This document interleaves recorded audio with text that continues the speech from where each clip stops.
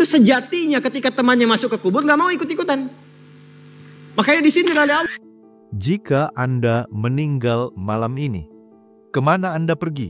It's a problem of logic saja.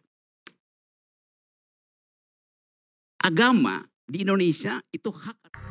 Saat napas terakhir dihembuskan, tubuh menjadi dingin dan denyut nadi berhenti. Kemana perginya kita? Apakah semuanya selesai? Atau justru baru dimulai? Dunia telah berdebat tentang ini selama ribuan tahun. Ada yang melihat cahaya terang, ada yang menyaksikan kegelapan abadi. Hari ini, kita akan mengungkap bagaimana 7 keyakinan besar menjelaskan kehidupan setelah kematian. Dari agama-agama resmi, hingga kepercayaan leluhur, dan mereka yang tak percaya apa-apa. Dan Anda akan melihat bahwa jawabannya tak sesederhana hidup atau mati. Subscribe sekarang dan tonton sampai akhir, karena bagian terakhir akan membawa Anda ke realitas yang paling sunyi dan paling jujur. Dalam Islam, kematian bukan akhir. Sebelum masuk ke akhirat, masuk waiting room. Bekal yang dibawa apa? Kalau dia saleh, dapat kesempatan baik. Banyak ayat turun nanti. Yang paling viral kan di Quran surah ketiga Al-Imran. Ayat 169 sampai 171 itu.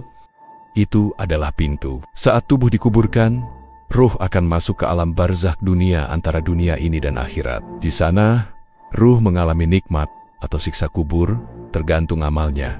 Ya, sudah selesai alam kubur, masuk akhirat. Nah, hukumnya sudah beda lagi. Ada hisab, alam kubur nggak ada hisab. Ada sirat, alam kubur nggak ada sirat. Ada konfirmasi dari kitab amalan, ada konfirmasi akhir kehidupan, antara surga dengan neraka. Jadi jangan disamakan setiap alam, karena setiap alam punya ketentuannya, dan setiap tempat kita pun di dunia punya ketentuannya. Kemudian datang hari kiamat, seluruh manusia dibangkitkan, amal dihisab, buku catatan dibuka, surga menanti mereka yang berserah pada Allah, neraka menelan mereka yang ingkar.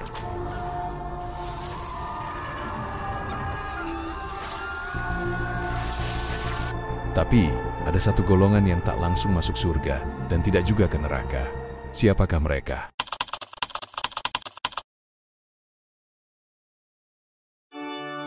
Dalam iman Kristen dan Katolik, kematian adalah saatnya menghadapi Tuhan.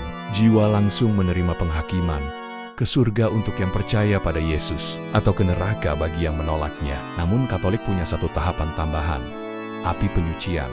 Tempat jiwa disucikan dari dosa ringan sebelum diterima di surga. Kedua keyakinan ini percaya pada kebangkitan tubuh di akhir zaman. Tubuh lama dibangkitkan dalam kemuliaan atau dalam kehinaan. Tapi pertanyaannya, bagaimana bila seseorang hidup benar namun tak pernah mengenal Yesus? Jika Anda meninggal malam ini, kemana Anda pergi? Surga, neraka, atau tidak kemana-mana dulu? Banyak orang Kristen percaya bahwa jiwa langsung naik ke sorga saat mati. Tapi apakah itu yang Alkitab ajarkan? Jadi kematian adalah keadaan tidak sadar, bukan sebuah transisi ke kehidupan berikutnya. Kemudian di dalam Mazmur 146 ayatnya yang keempat, pada hari itu juga lenyaplah maksud-maksudnya. Maksud dari ayat ini bahwa pada hari kematian tidak ada lagi kesadaran, tidak ada lagi aktivitas. Bagaimana dengan Yesus? Yesus sendiri menyebut kematian itu seperti orang yang tertidur. Kita baca ceritanya di dalam Yohanes pasal 11, ayat 11 sampai 14 di dalam cerita Lazarus. Lazarus telah tertidur. Lazarus sudah mati. Jadi Yesus menggunakan tidur sebagai metafora kematian, yaitu keadaan tidak sadar, keadaan menunggu pagi kebangkitan. Kemudian Rasul Paulus di dalam 1 Tesalonika 4 ayat 13-17 mengatakan, supaya kamu jangan berduka cita seperti orang-orang lain yang tidak mempunyai pengharapan. Mengapa? Oleh karena orang mati adalah mereka yang tidur di dalam Yesus, dan mereka ini akan dibangkitkan pada saat kedatangannya.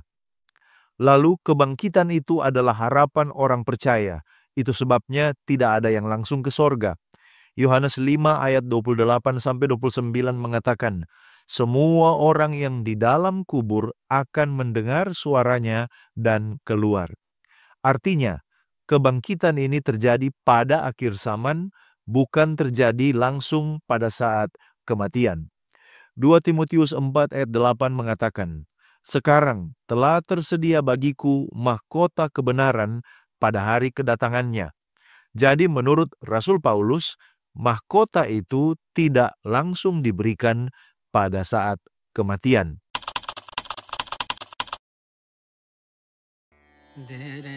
Dalam ajaran Hindu, hidup dan mati adalah siklus yang terus berulang, samsara.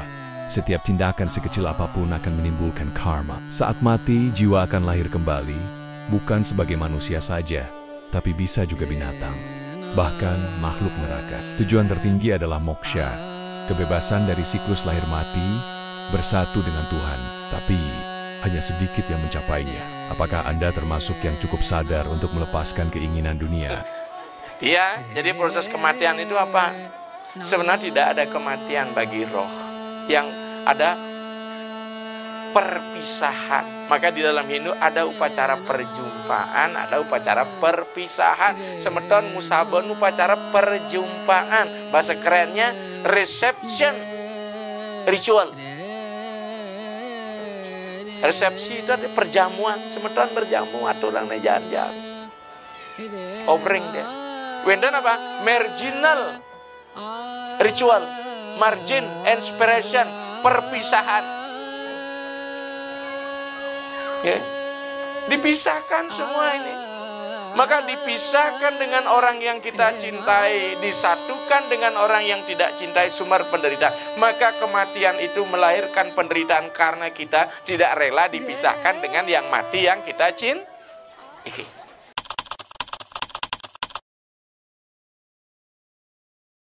Uniknya, Buddha tidak percaya pada roh kekal. Jiwa bukanlah entitas tetap, tapi kesadaran tetap berlanjut lewat samsara dan karma. Setelah mati, kesadaran bisa lahir kembali sebagai manusia, hewan, bahkan dewa atau makhluk neraka. Tujuan utamanya, nirwana, akhir dari penderitaan, akhir dari segala bentuk kelahiran. Tapi untuk mencapainya, seseorang harus menaklukkan bukan musuh, melainkan dirinya sendiri. Ya, dalam agama Buddha sendiri, setelah mati, tidak usah menunggu, langsung terlahir lagi. Terlahir sesuai dengan karma perbuatannya, perbuatan buruk atau perbuatan baik. Tapi di alamnya sana juga seperti alam manusia sini. Berapa tahun usianya? Kalau manusia 70 tahun, 80 tahun, 90 tahun, ada yang 20 tahun, ada yang 5 tahun, ada yang 100 tahun lebih. Tapi di alam yang lain mungkin punya rentang usia yang berbeda. Misalnya terlahir sebagai nyamuk, usianya berapa? Berapa? 3 hari. Ada yang bilang 3 hari, ada yang bilang 7 hari.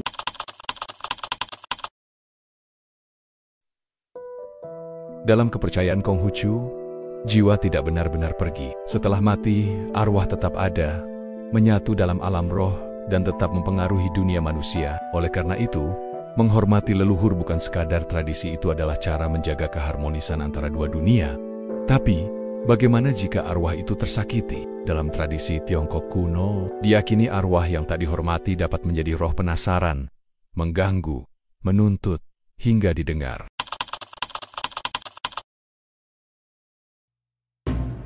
Soalnya di sini kan kuburannya nggak ada kuburan. Udah 7 hari aja, udah diratain lagi kalau ada yang meninggal. Indonesia memiliki jutaan penganut kepercayaan leluhur yang hidup berdampingan dengan agama besar. Mereka percaya bahwa roh leluhur tetap hidup.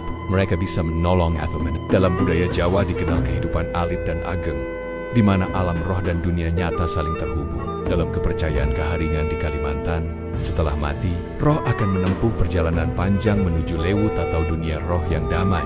Tapi tak semua roh bisa sampai ke sana. Ada yang tersesat, ada yang menuntut ritual pengantar kematian.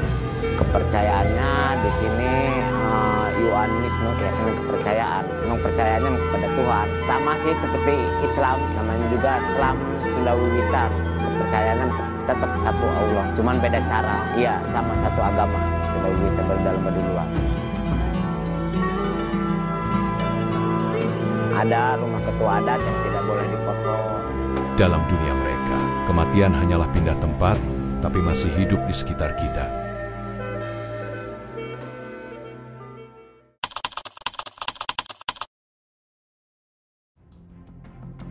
Tetapi, bagaimana dengan mereka yang tidak percaya adanya Tuhan, roh, atau kehidupan setelah mati? Agama itu adalah hak. Artinya, bisa dipakai, bisa tidak dipakai. Bahwa prakteknya dipakai semua itu soal lain. Tapi formally, agama itu adalah hak. Boleh dipakai, boleh tidak dipakai.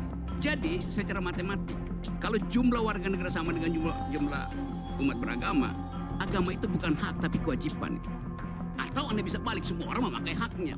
Bagi sebagian ateis, kematian adalah akhir absolut. Tidak ada kesadaran, tidak ada jiwa, hanya hening. Tapi justru karena hidup ini satu-satunya, mereka menganggap hidup harus bermakna, menjadi baik tanpa janji surga, menghindari kejahatan bukan karena takut neraka, tapi karena nurani. Namun, bisakah manusia benar-benar menerima bahwa setelah mati, tak ada apa-apa? 7 keyakinan, 7 jalan menuju akhir. Tapi satu yang pasti, semua manusia akan mati. Surga, neraka, reinkarnasi, arwah, atau ketiadaan.